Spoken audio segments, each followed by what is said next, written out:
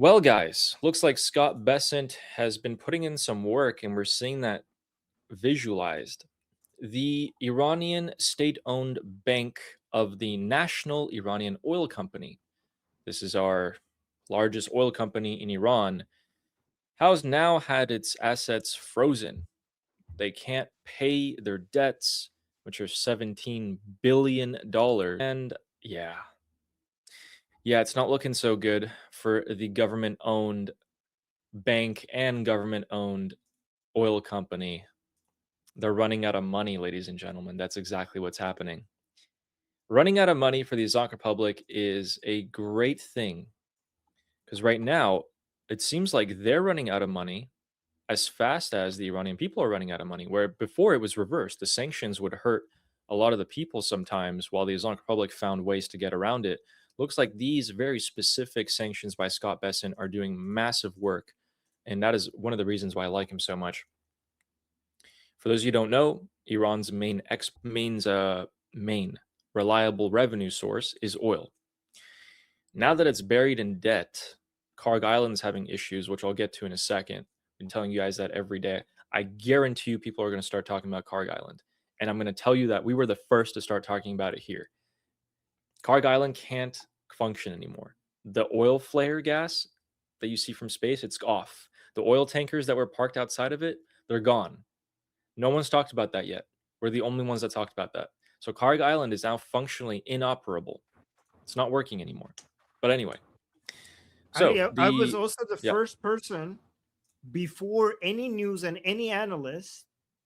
Remember, I was the first person on both Persian analysts. So you're the first person who's talking about this. I haven't seen anybody talk about that. But even before it was reported anywhere, even before any analyst mentioned that this is a possibility, I was the first person that started talking about the fact that they're going to pour the oil into the Persian Gulf, and why is nobody considering that? And then when they did it, everybody started talking about it. But it was obvious to me that that's what they're going to do when they run out of storage. And then we had all the satellite imagery showing, and yeah, some people were pretending that they were thinking about it after it started happening, but I mhm. didn't see anywhere anybody talking about it before I brought it up. Do you remember that? Yeah, I do. It actually happened a few days after you talked about it.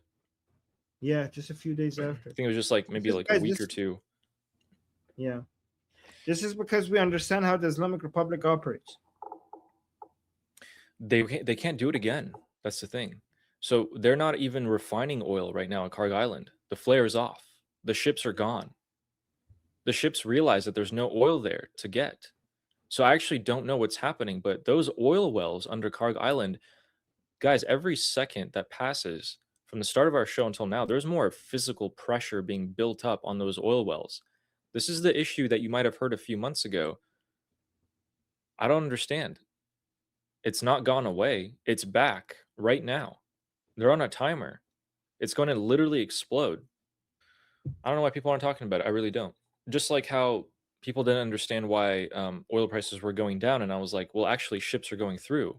They're just probably going off with their transponders off, and then the news came out that that was true. We'll see. Regardless, though, we told you guys that Iran's oil ministry owes about $17 billion in debt to another Iran government bank. What does that tell you? Immediately tells me, for those of you who are familiar with the AI bubble, where Nvidia will sell, chips for money to another AI company, and then that AI company puts in another AI company, goes back into Nvidia. It's just a loop. That's exactly the case in Iran for decades. It's showing right now because of these pressures put on them by Scott Bessent. It's really, really not looking good for them. They can't touch their frozen assets. They can't sell their oil to make big money. Their economy's collapsing. They have inflation at record high levels, and the money has just been passing through in a loop to different IRGC companies for a while now. And it's dwindling. It's dwindling. Because instead of using that money for the people of Iran, what do they use it on? Supporting terrorism in the region, buying drone components from Russia, missile components from China, and rocket fuel, the chemicals that go into making rocket fuels, enriching uraniums, digging deeper and deeper holes to put their enrichment uraniums, and centrifuges there down in their big holes, and also killing Iranian people and yeah, stealing the wealth from terrorist proxies. Exactly. Yep, that's all they Yeah. do. Yes. Basically, So, their ambitions to suppress the Iranian people and destroy Israel, dominate the Middle East and North Africa, so they could eventually take over the world. That's what they spend it. and that investment has not paid off. They spent $2 trillion building a nuclear program, nothing to show for it.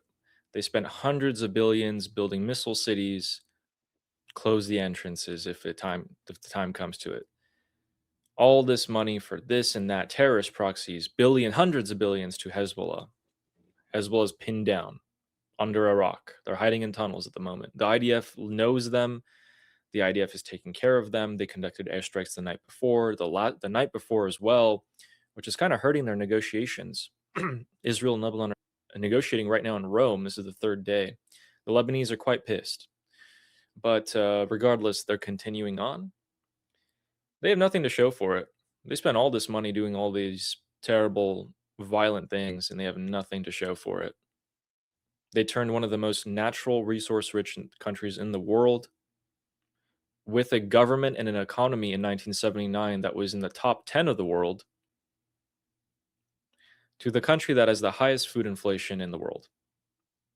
The rial has depreciated 98%. Yes, the currency has depreciated 98% in 47 years. On top of all Um, of that economic pressure, yeah. we forgot WM Productions was also pointing out that a huge portion of their budget goes on tokens for AI Lego videos. Oh So there's got no. yes. So Armin, doesn't this kind of make you, what? It makes me very excited to think about all of this pressure economically on them.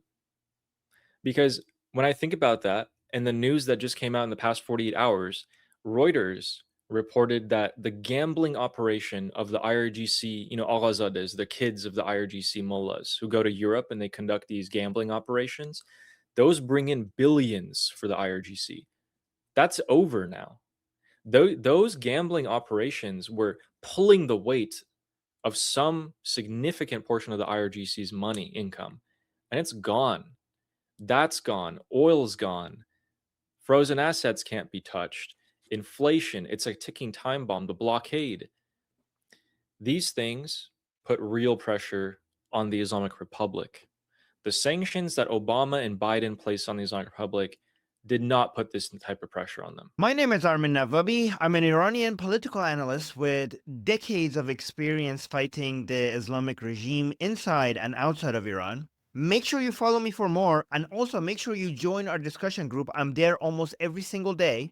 Come talk to me there and the rest of the people there in our group calls. It's a great place to meet and talk to people who like talking about politics.